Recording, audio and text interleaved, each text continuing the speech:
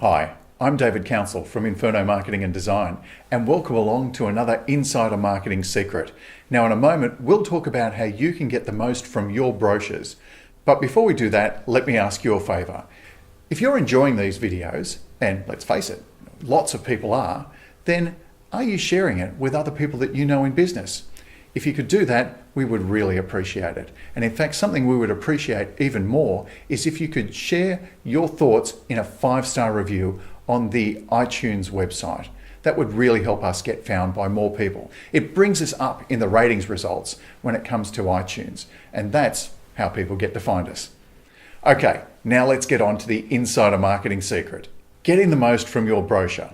The first thing that you need to do to get the most from your brochure is to focus on your message. You need to treat a brochure like a frequently asked questions section of a website. So think about how your customers, your existing customers, are already asking you questions, the sort of questions you're going to use a brochure to answer. And then answer that question and do it in the words that your customers will best understand. Don't try and get too technical with it. After all, people who are reading this brochure aren't necessarily customers, or probably haven't bought the product that you're trying to sell them using this brochure. So what you want to do is focus on using emotion and desire. Too much technical information satisfies part of the buying cycle, but what it does is tend to turn people off. Too much technical information can be a bit of a yawn and really put people to sleep. What you want to do is appeal to them emotionally, get them fired up from a desire point of view, and that will help you make the sale. Remember, a brochure does not have to look pretty. What it has to be is practical. It has to communicate the information that you want your customers to know. So having it look pretty is nice, but it's not essential. The primary thing it must do is communicate the information to your customers in a language that they speak, that they understand. The more technical, the more highfalutin you get, the more you'll confuse them, and the bigger the chance that you will lose the sale.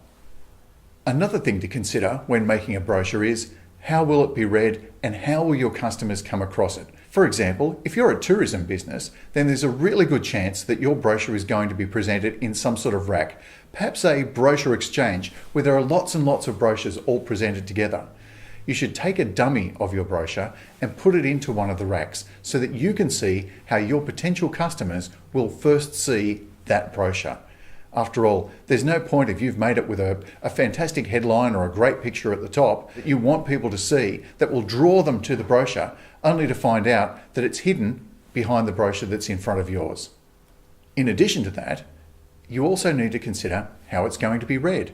Are you creating a double-sided DL brochure, for example? That's easy. They read one side, they flip it over to the other. But of course, they do need to know which side is the front side. Which side will they read first? If it's a trifold, that's where you've got a piece of DL paper and you've folded it into 3. How does that fold go? Do they read the front and then the inside cover and then what is essentially the back cover? Or are they turning it the other way? Anyway, you need to consider that so that you know which is the path that you want your customers to follow through the brochure. And critically important to your brochure is copywriting and design. If your brochure has not been copywritten properly, so it's not in the language of your customers, you could be going to all of this effort only to have people turned off by your brochure. And graphic design.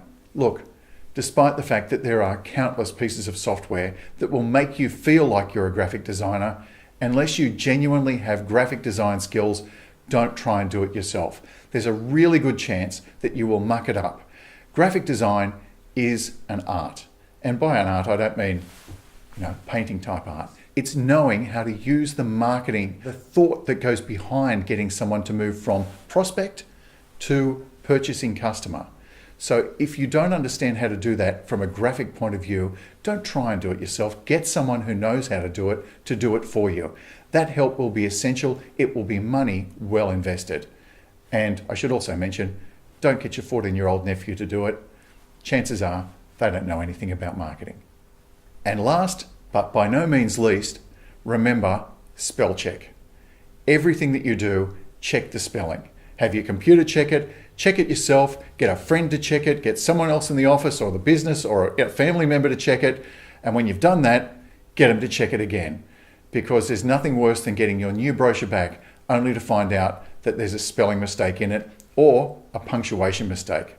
You'll always find someone who's very happy to point it out to you, whether they're a customer or not. Until next time, with some more insider marketing secrets, I'm David Council from Inferno Marketing and Design. I look forward to talking to you in the very near future.